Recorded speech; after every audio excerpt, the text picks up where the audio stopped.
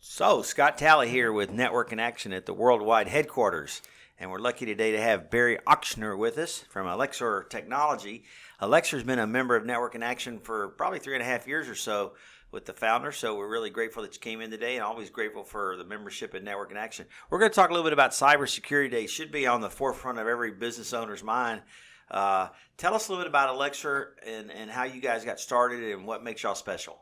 Sure. Well, Alexaur Technology, we've been around since 2001. We started the company in 2001. Our founders have even more experience in the communications and IT field even before that. So there's decades of experience in this field.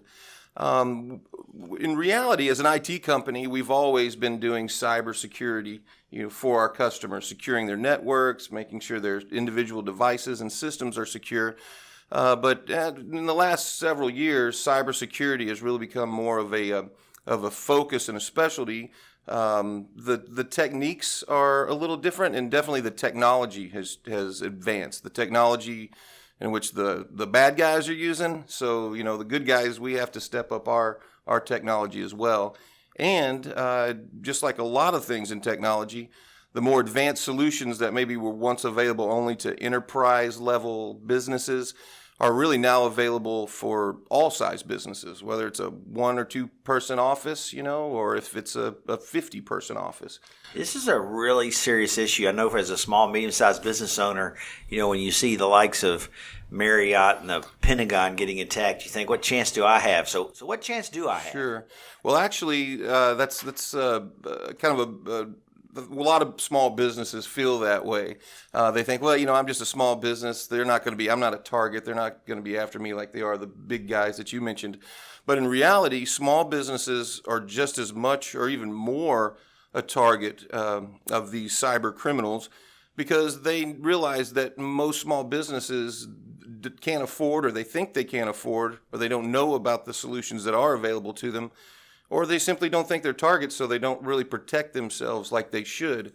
But in reality, over 50% of the businesses that are targeted or that are attacked are small to medium-sized businesses. What is it they're looking for? Is it they want my data? Do they want credit card information? What are they looking for? Well, it's interesting. It's they don't necessarily want your data. What they want to do is they want to use your data as ransom to get a certain response from you.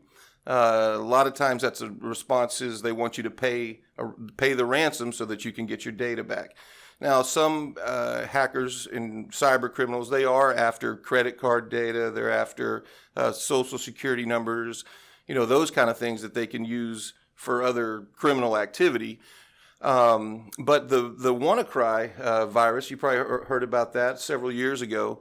What was unique about that is that they indiscriminately attacked all sizes of businesses, and they didn't ask for a ransom that was proportionate to the type of business they were attacking. It was just a flat ransom, and it wasn't a very high ransom, actually. So a lot of businesses paid it, and they paid it in Bitcoin. Well, the FBI and Homeland Security, what they found out after the fact, or realized after the fact, that the purpose of that attack was to drive up the price of Bitcoin. And that's when it went from, really low, or lower than 3,000, all the way up to 15,000. And then there was a huge sell-off, and then Bitcoin went, it crashed. And so the belief is that there were people that in the Bitcoin space that were not necessarily the people that developed Bitcoin, but people that were investing in it that drove the price of Bitcoin up just so they could sell it off. So yeah, they're pretty clever. So what happens when a company pays that ransom? Is it typically they come back and ask for more, or do they play fair at that point? Yeah, that's a crazy question. Typically, I don't know. I can't honestly say typically what happens, but I believe in most cases that they do just they do release their data. But there's no guarantee. I mean, you're dealing with criminals. So if they've already stolen from you, the chances of you paying the ransom and them doing what they said they were going to do, you're at their mercy for sure. So what are the type things that a small business owner can do? Well, really, cybersecurity is a layered approach.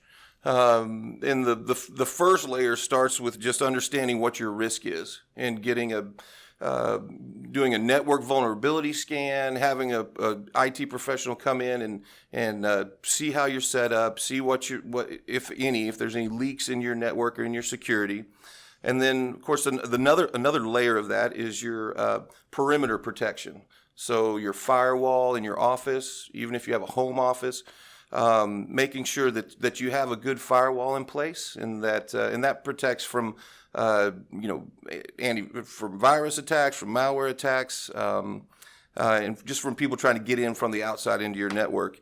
And then the other layer would be your antivirus or your malware protection that's actually on your devices or on your computers.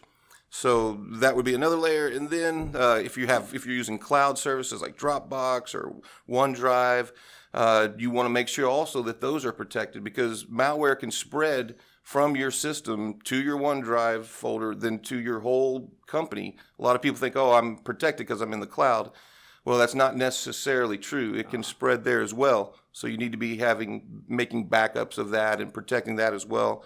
And then, of course, making sure that your data is backed up on a regular basis, and you know it's secure, and you've tested those backups, and you know that your data is good in those backup sets. And then also having a disaster recovery and business continuity plan. So what do you do if you are attacked? Most people don't even have just a simple written down plan. Steps 1, 2, 3. If we lose our data, or if there's a natural disaster, what do we do? I'll tell you, as a business owner, it used to be so much more simple to run a business with. On the marketing side nowadays, I always jokingly say you used to buy the biggest yellow page ad you could afford and wait for the phone to ring. And nowadays you've got so many different things you've got to do with marketing and certainly with computers. We get so much more done, but there's so much more complicated. So what's like the one thing you advise every business owner to do at a minimum? I would say at a minimum, your backup is the most important tool you have in your arsenal to protect yourself against this. Because even with the best firewalls, with the best anti-malware and antivirus on your computer, your greatest risk to your data is your employees. It's just human error, because we all see them on a weekly basis. We get the phishing emails. We get the, they've become more and more clever. It looks like it's really from PayPal, or it looks like it's really from Microsoft. And they click on them and they enter their login credentials for their Microsoft account because this email said they had to do that because it was going to expire, things like that. And so making sure your data is backed up and that you can quickly recover it, and that you test those backups and know the data is good. And then training your employees of these are the things you need to be aware of. And both of those are relatively simple things to do, but they just get overlooked. So this is a really naive question. You can tell, knock on wood, we haven't gone through this yet. But how does a business owner know that this is taking place? Or do they know pretty quickly? Or is it... Well, yeah, it just depends on what kind of attack it is. If it's a ransomware attack, you will know immediately, because you'll go to open your files and it's a big red, skull and crossbones, kind of literally in some cases. And so it becomes very immediate then. Other things like identity theft and those types of things, credit card theft, sometimes it may take months before you realize it's happened. And then by that time, usually there's a lot of stuff that's been stacked up against you and that you're going to have to wade through and deal with. But usually it's pretty evident that something's wrong. Yeah, makes sense. But so follow up on that question, how do I know if I'm vulnerable as a business owner? Well, one way is just think about that list of layers that we just went through, and it's pretty obvious to know, well, do I have a firewall? Do I have updated antivirus? Am I making backups? But the best way, again, is to have an IT professional come in that you trust, come in and do a network vulnerability scan. And they can tell you, where you're at and what's going on. And can small and medium sized businesses afford that? Sure, yeah. It's not it's not very expensive to do. Of course, it's going to depend on what company you go with and what their processes are. But at Alexaur, we offer to prospective clients, we offer a free network vulnerability scan. And it's non-intrusive to your network. We just come in with one of our systems. We get on your network and we just scan your systems. We scan your network, see what ports are open, or if there's any vulnerable devices, out-of-date devices, things like that. And that brings me to another point.